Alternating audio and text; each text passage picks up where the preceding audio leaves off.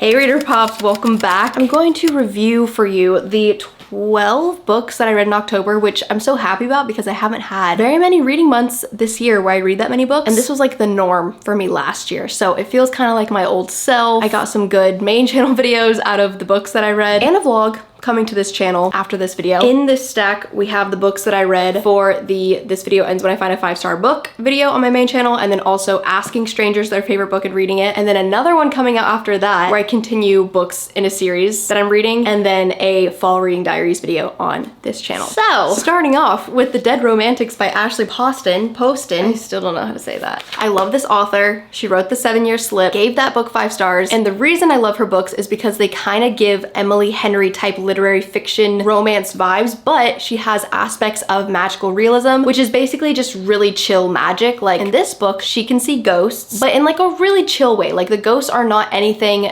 that supernatural. It's written as if she's just talking to a normal character. It just happens to be that no one else can see this guy. And she works in publishing in New York City, but then she gets a call that she needs to go back home to the family-run funeral home business and take care of some things that happen there. I think that is the part in the middle of this book that kind of dragged on for me a little bit, where she's just kind of visiting her hometown and the reasons that she left that place. And the parts that I really enjoyed about this book were the more lighthearted moments where she's talking to this ghost and the subplot of romance that unfolds. So I loved the last 75 pages of this book, but there was like a good 100 pages in the middle that I was pretty bored with. So this ended up being like a 3.75 star book. But this author will now be an auto-buy, auto-read author. That's why rating books is so hard, because like I enjoyed this one more than other books that I've rated 3 stars that don't have the same writing as Ashley. So you know what I mean? Okay, you get it. Then I read Swear on This Life by Renee Carlino. This one has sat on my bookshelf for so long, and I got the random urge to read it because a plot point in this book subconsciously made me remember the plot line of this book, which is that our main character starts reading a book, which is supposedly a fiction book, but it's like best-selling, award-winning, and she starts to realize she's reading about her own childhood,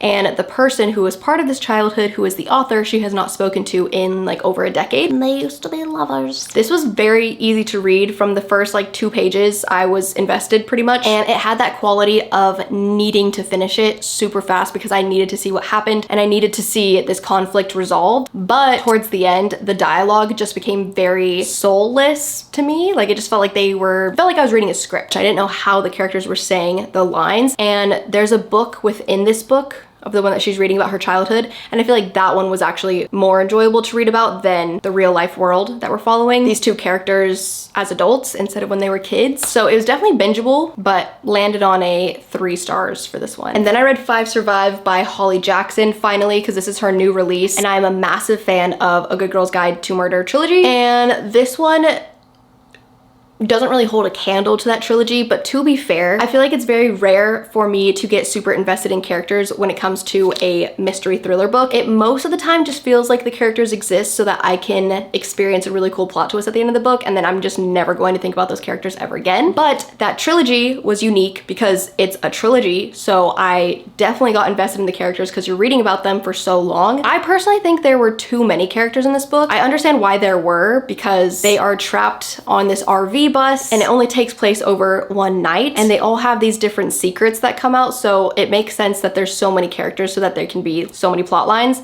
But it made me not really care deeply enough about the main character in order to give this book a 5 star. But the ending was insane and very satisfying and very shocking, and everything that you would want the payoff to be from reading a mystery thriller book. So I'm gonna give this a 4.25. For a second there, I thought it was a 5 star because I was filming that video where the video would end if I gave a book 5 stars, and so many of my peers have given this one 5 stars. Even you guys in my DMs were saying that you are obsessed with this book, so I was kind of expecting to have the same reaction, but when it came down to it, I just don't think I did. But it was a great book, but I just really haven't thought about it since at all. If you need a rainy day thriller to binge in a day, this one could definitely work for that. And then I randomly picked up The Very Secret Society of Irregular Witches by Sangu Mandana. This is a fun little found family subplot of romance book where this witch is hired to go to this little town at this cute little house and kind of take care of and teach these 3 orphan witch children. And I actually do like kids in books. I know some people really dislike it, but I always find it so heartwarming. And the thing that I liked about this book so much was that the vibes were just very great. Like for the fall time, the house and how it's described and just everything about it was just very fun, very quick to read, and just perfect for autumn. So I gave this 4 stars, but I really, really enjoyed this book. I don't think the romance was like really anything special at all. I think the other plot lines made this book worth reading. And then I picked up The Storied Life of A.J. Fikry by Gabrielle Zevin. This is the same author of the book Tomorrow and Tomorrow and Tomorrow, which is super popular and super well loved. I love that book, gave it 5 stars. And I haven't really seen anyone talk about this book. I just found it because I was obsessed with Tomorrow and Tomorrow and Tomorrow and wanted to read more books by the author. So I bought this a long time ago, and then I just let it sit on my shelf for a long time because I'd read the back of the book and didn't really understand what it was about, because it just said it was about some bookshop owner whose life takes an unexpected twist. And that's it. So I just really did not understand what it was about at all. And I avoided it, but I finally picked it up. It's also under the genre of general fiction, which is something I don't typically read, but there is a subplot of romance. There is a fun twist that is amazing. Everything about this book is perfect. And what makes it even better is there's a movie that they made based off this book. And I will say it's a little low budget. And if you just watch the movie and don't read this book, I don't know what your reaction will be.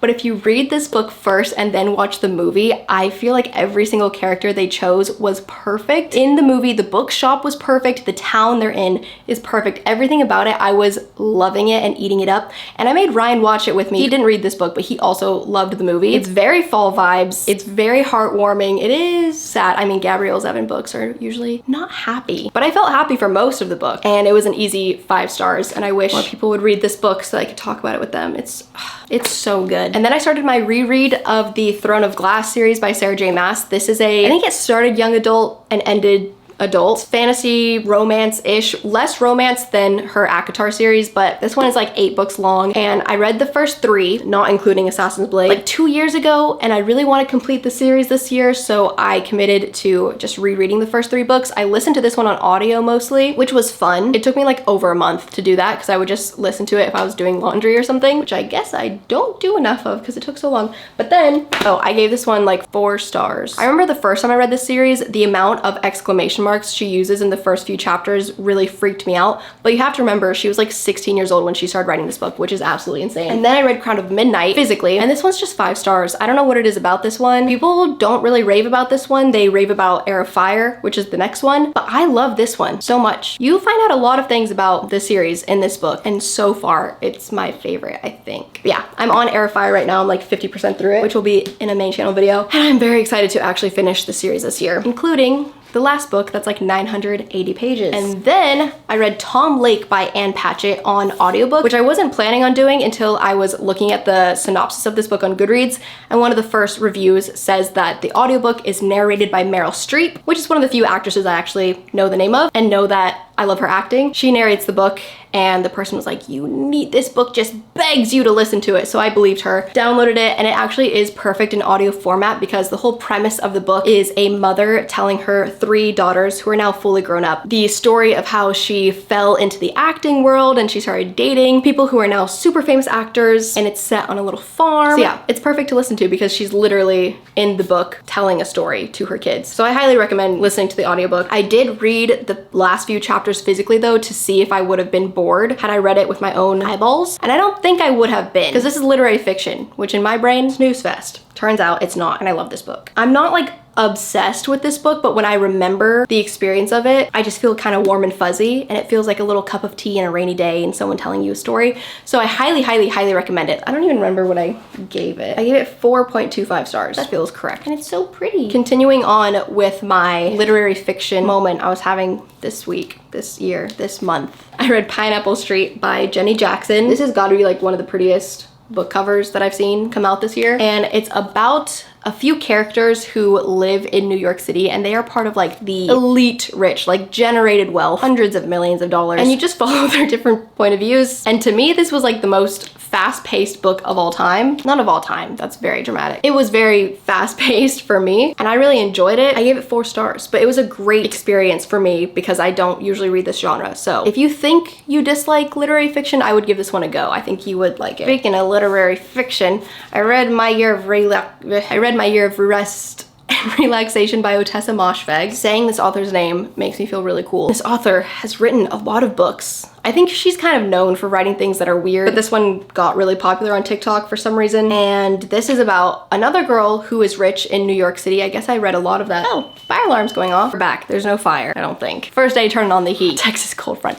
Okay, anyways, what was I saying about this book? Rich girl in New York City. She's not loving her life so much, so she thinks that if she can just go to sleep for a year, she'll wake up a fully different person. So she just gets this sketchy therapist to prescribe her tons and tons and tons of pills, and she just takes a concoction of them that cannot be safe every single day for a year. And she still has this one friend who will come over to talk to her, or she'll go downstairs like get coffee and snacks. I was under the impression that she was like fully asleep for a full year with like magic or something. That's just not the case. It's a literary fiction book, and it's just so weird. It's one of those books that just feels weird to be weird, and I don't see the deeper meaning of it. I don't know if I'm just not seeing it, and it's there. And even the writing wasn't something that was enjoyable. So by the time I finished this book, I fully was like, I don't know what the point of that was. And I really rarely give books 2 stars, but I gave this one 2 stars. But if you love the book, I was gonna say I could understand. I don't know if that's a true statement, so I'm not gonna say that. What I am gonna do though is move on. Because this book kind of renders me speechless. I don't know what to say about it. And then I read To Sir with Love by Lauren Lane. This author, I think all of her books are rom-coms set in New York City, which is so fun. It feels like just a cute little movie you would turn on in the background. And this one, we're following a girl who owns a champagne and gift store in New York City, and this man wants to buy it off of her, but she's keeping it running because it was her dad's dying wish, basically, for this business to stay in the family. And at the same time, she's on this dating app where you talk to people anonymously, and she's really wrapped up with the idea of like a Cinderella story, a happily ever after, but she's super picky because of that. And this guy who she has never even seen the face of, she feels like she is falling in love with. So I'll let you guess what happens from there. This was really fun. It was heartwarming. It's sweet. It goes exactly. It's one of those like no anxiety books because you just know where the plot line's going. Like nothing's a shock. So I gave it 3 stars. It was definitely fun. No qualms with it, but also no like major things that stuck out that made me particularly love it or remember it. But I do have 2 of her other books, and I could definitely see myself getting in the mood to read another New York City rom-com because that's a great genre of book. I'm nervous to review this book. This is A Curse for True Love by Stephanie Garber. This is the 3rd book in the Once Upon a Broken Heart series, which is kind of a spin-off after the Caraval trilogy. And you don't have to read the trilogy, but it definitely adds to it, although I didn't like Caraval that much at the time. It was her first book, I believe, and I gave it 3 stars. But by the time I read the 3rd book in that series, I think I gave it a 5 star. So all of her books, I feel like, just get better and better and better. Her story and her writing peaked at The Ballad of Never After, which was the book before this. And then her writing is still great, but I feel like plot-wise, this one definitely disappointed me, which is so sad because my expectations were so high, but then I lowered them because a friend read it before me and was like, don't get too excited. Like, it kind of disappointed me. That's a good reality check. I'm just gonna go into this book like a normal book, see what I think of it. The world is magical and whimsical, and the words that she uses to describe things is just perfect. Like the way that I feel while reading the series is so unique, and I think I like this kind of like whimsical genre because just thinking about how much I love the Cruel Prince trilogy, it's very like fairyland la la la time, you know? And I wouldn't think that I like that, but clearly I do. Like little dragons sitting on little mushrooms, that's adorable. And villains who you shouldn't love but you love. That is this series and the Cruel Prince trilogy, honestly. So clearly I love that trope. So if I'm reading any book in that world, I'm going to just have like a certain level of enjoyment. But the plot of this one, the ending was like, felt like a fever dream a little bit. Rushed, perhaps. Maybe she didn't know how to end it. And I only feel like I got one really amazing scene between the 2 characters who you want there to be scenes with, and I wanted more. I think this is like a 4.25. Obviously love the trilogy. Like one of my favorite series that I've ever read. And the first 2 books are like 5 and 6 stars, and this one's 4.25. But I will read anything Stephanie Garber puts out from now on. Oh my gosh. Those are all the books I read this month. I am filming this early, so I will have probably also finished Air Fire, but I'll review it next month. Thanks for watching this video. Go catch up with the main channel reading vlogs if you haven't, or follow me on Instagram and TikTok. I do post on there. I'll see you guys somewhere else on the internet. Bye.